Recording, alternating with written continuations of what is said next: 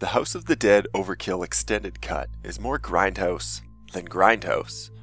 It's deliciously campy, foul-mouthed, exploitative, and heinously violent. It won a Guinness World Record for the most profane game of all time. Seriously, it's like someone gave this game all the It's pretty much everything you want in a light gun zombie shooter. Except in this game, the walking corpses aren't called zombies. They're called mutants. Why? The House of the Dead Overkill Extended Cut doesn't have to explain itself to you. It's too busy getting down with its bad self. Oh, and I'm just going to refer to it as Overkill from now on, because 8-word game titles are stupid, and HOTD OEC is an acronym for my favorite sexual position. I'd rather not confuse the two. Overkill is a light gun game that came out for the Wii way back in 2009. Then someone at Sega or Sony realized that the game, full of shotgun decapitations and partially covered breasts, might be more appropriate on one of those big boy consoles. Last year, it was re-released for the PS3 with 2 extra levels and an additional ditzy blonde. Candy Striper joins Agent G, Detective Isaac Washington, and Varla Guns as they try to save the world from the evil Papa Caesar and the vile Warden Darling. They're saving the world the only way they know how, by shooting zombies. I mean, mutants in the face, and the chest, stomach, arms, legs, and nuts. Almost everyone enjoys a good nut shot. Almost. The stage names are like something from a twisted 70s era weekend movie marathon. Papa's Palace of Pain, Naked Terror, Ballistic Trauma, and Creeping Flesh are just a few examples.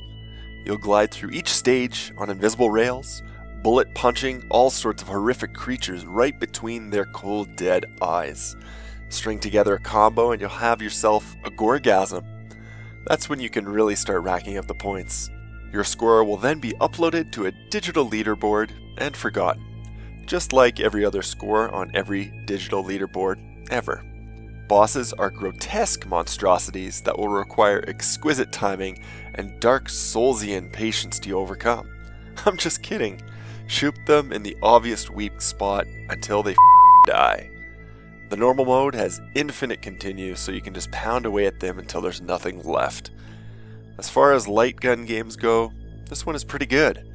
You can arm yourself with pistols, magnums, automatic shotguns, and even miniguns. Mutants explode in showers of blood and guts.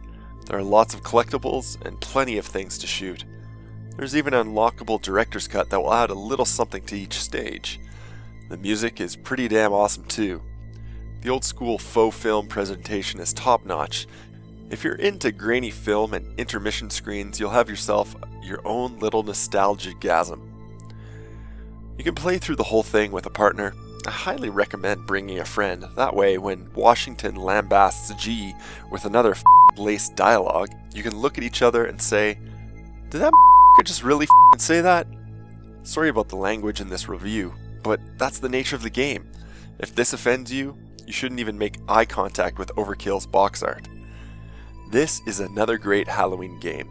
It's not scary, but some of the sequences, especially near the end, are downright disturbing.